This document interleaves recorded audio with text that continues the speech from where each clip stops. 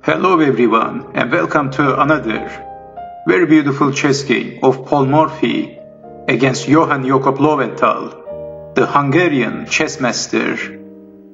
So this is round 5, the 5th game of Paul Morphy against Loewenthal in the series of matches. Who is going to be victorious? Well, Paul Morphy has the psychological advantage. He has the confidence. So Paul Morphy is leading with 3.5 points, and Loewenthal, sadly, only has half points. So this is round 5, July 26, 3 days later, after the 4th game. And this time, Johann Loewenthal is playing with the white pieces, and Paul Morphy has the black pieces. Loewenthal starts the game with playing e4, e5 by Paul Morphy, knight to f3, knight to f6. Well, we have the Russian game, and Loewenthal is playing the Russian game against Paul Morphy, so knight takes on e5. And actually, if you can remember, in game 3, Loewenthal played the Russian game, the Petrov defense, against Paul Morphy, and he did well. Maybe the Russian game is the weakness of Paul Morphy, who knows? The game lasted for 80 moves. Paul Morphy is better when he is playing the Evans Gambit, King's Gambit, and in the Italian opening. And as the player who is playing with the black pieces, Paul Morphy sometimes plays the Philidor's defense. So we have the Petrov defense this time. Paul Morphy played d6, knight to f3, knight takes on e4, d4, d5, bishop to d3, bishop to e7, and Loewenthal castled. Knight to c6, c4, bishop to e6, c takes on d5, bishop takes on d5, bishop to e3, and also Paul Morphy castled. Knight to c3, f5, knight takes bishop, queen takes on d5, bishop to c2, king to h8 by Paul Morphy. Well, probably you saw the threat. So let's make a silly move. I know this move is a ridiculous move. But if a6, then bishop to b3, winning the queen. The queen is pinned. So Loewenthal is preparing to play bishop to b3. That's the threat. So king to h8, unpinning the queen. Bishop to b3, attacking the queen anyway. Queen to d6. d5, attacking the knight. Knight to a5, attacking the bishop. Bishop to d4, bishop to f6, rook to e1, rook from a to d8, bishop takes on f6, knight takes on f6, knight to g5. Well, in this position, Loewenthal is threatening to play knight to e6 maybe. We have knight to g4 by Paul Morphy, threatening queen to h2, g3 by Loewenthal. But let's take it back. After knight to g4, if knight to e6, forking the rooks, then queen takes on h2, that's check king to f1. And now what? We have rook from f to e8. This is the killer move. So if knight takes rook, then queen to h1, checkmate. So of course Loewenthal saw the threat and he played g3. Paul Morphy played queen to c5, and now Paul Morphy is attacking on f2. That's why Loewenthal is defending with the queen, queen to e2. Well, if knight to e6, then queen takes on f2, check, king to h1, and queen takes on h2, this is checkmate. So defending with the queen, queen to e2, And then knight takes on b3, a takes on b3. And if knight to e6 now, well, this is working. So knight to d4, attacking the queen. So knight takes queen, knight takes queen. Rook takes on e2 and the position is equal. After knight takes on b3, a takes on b3. Paul Morphy played rook from d to e8, attacking the queen. Queen to f3, knight to e5, attacking the queen again. Queen to h5, threatening checkmate with the queen. h6, rook from a to d1, defending the pawn. Queen to c2. By Paul Morphy, knight to e6, attacking the rook. Well, Paul Morphy played knight to g4. And can you see the threat if knight takes rook? White is losing, white is getting crushed. This is why Loewenthal played rook to f1 immediately, defending on f2. But let's take it back. I want to show you the threat. After knight to g4, if knight takes rook, then queen takes on f2, king to h1, rook takes rook. Rook takes rook, what else? Queen takes rook.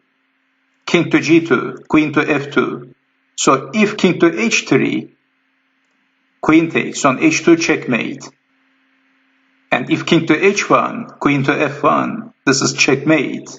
White is getting checkmated. And Paul Morphy is playing the most annoying moves for his opponent. It must be a very difficult task to play against Paul Morphy. Paul Morphy is not making any mistakes most of the time. And he is playing the most accurate and the most annoying moves for his opponent. So Loewenthal needs to be very careful all the time. Even the slightest mistakes could cost very heavily against Paul Morphy. So we have knight to g4, rook to f1, defending on f2.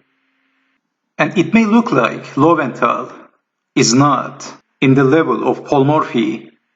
So Paul Morphy is crushing Loewenthal. Even when he was a 13 years old kid, Paul Morphy managed to crush Loewenthal. But this doesn't mean that Loewenthal is a weak player. He is one of the most formidable opponents of Paul Morphy ever. One of the strongest players at that time. So please don't forget that Loewenthal was indeed a very strong chess master for his time. So rook to f1 by Loewenthal. And Paul Morphy played queen takes on b2, sacrificing the exchange. And these 3 pawns is looking dangerous for white. Maybe Paul Morphy is counting on these 3 pawns. Queen takes on b2, and of course Loewenthal happily captures the rook. Knight takes on f8, rook takes on f8. After rook to f1, rook to g8 was playable for black. And strangely, Paul Morphy didn't want to play this move. So rook to c1, queen to e4, rook from c to e1, knight to f6, attacking the queen. Rook takes queen, knight takes queen, rook to h4, saving the knight. Knight takes on c7, attacking the rook. Rook to e7, rook to c4. Well, white is winning. According to the computer engine, white has the advantage. White is much better, so white has the 1 extra pawn. Anyway, let's get back to the game. So rook to f1 and queen takes on b2. And Loewenthal captures the rook. Rook takes on f8, h3, attacking the knight. Knight to f6, saving the queen. And queen takes on f5. Queen takes on b3, d6, c takes on d6, rook takes on d6. Queen to f7, Paul Morphy is going back. And it doesn't look good for black. Rook to d2, a6, rook to e1, b5. Well, of course, materially, white is better. White has the exchange, but black has the 2 passed pawn. So maybe Paul Morphy is hoping that he's going to win. He's going to promote a queen with one of these pawns. And as long as these pawns living, surviving in the chessboard, black still has some attacking opportunities. And this is not all over yet for black, but of course, if white plays the accurate moves, this is not going to be good for black. White has the advantage. Queen to c5, rook to e8, rook from d to e2, rook takes rook, queen to b3, queen to f8, check, knight to g8. Well, before forgetting, after queen to b3, if let's say g4, this move is extremely ridiculous move. So we have queen to d1, king to g2, queen takes, on e2, queen to f8 by Loewenthal, knight to g8, and rook to e7, queen to d1, that's check, king to h2, queen to d4, rook to e8, queen to c4, defending the knight, and Loewenthal played rook to a8, attacking on a6, b4 by Paul Morphy, defending on a6, rook to a7, and now Loewenthal is attacking on g7 and also on a6. Paul Morphy has to defend on g7, defending the checkmate threat, but leaving the pawn on a6. Loewenthal captures the pawn, rook takes, on a6, b3, marching the pawn, and keeping the hope alive.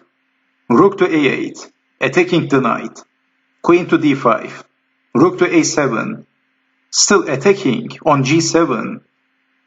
Well, this position is dead for black, but Paul Morphy is still fighting and he's hoping that maybe he will have some drawing chances.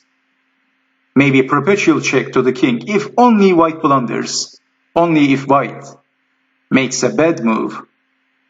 Queen to d4, defending on g7, rook to b7, now attacking on b3, queen to c3, defending, hoping to defend everything with the queen, queen to f7 by Loewenthal, attacking on b3 two times.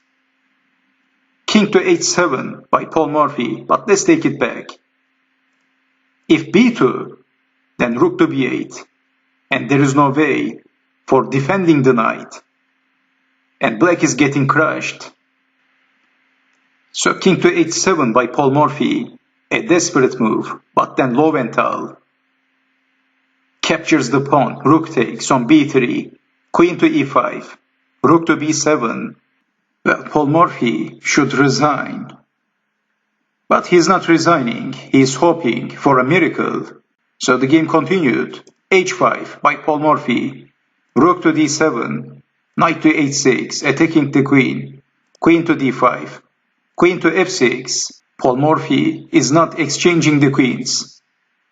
So exchanging the queens is the best thing for white in this position. White needs to simplify the game, and everything will be much more easier for Loewenthal.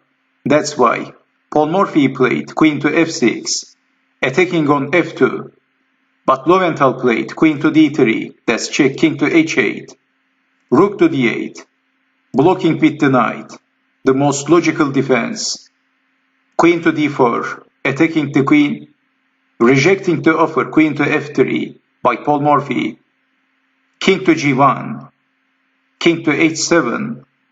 Loewenthal played queen to d5, attacking the knight and the queen at the same time. So of course Paul Morphy captures the queen, rook takes on d5, and simplifying the game. And maybe Morphy needs to resign. But he's not resigning, and he's hoping for a drawing opportunity. He played knight to f6. Paul Morphy doesn't like to give up. Maybe he's kind of a person who doesn't like to resign, and who doesn't like to lose. Well, who likes to lose? Anyway, so knight to f6, attacking the rook and defending the pawn.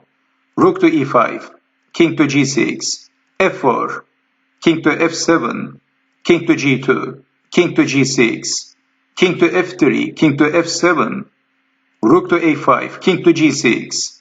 Paul Morphy is playing the same moves all over again, and maybe he's hoping that in the future he will get the chance for forking the king and the rook with the knight.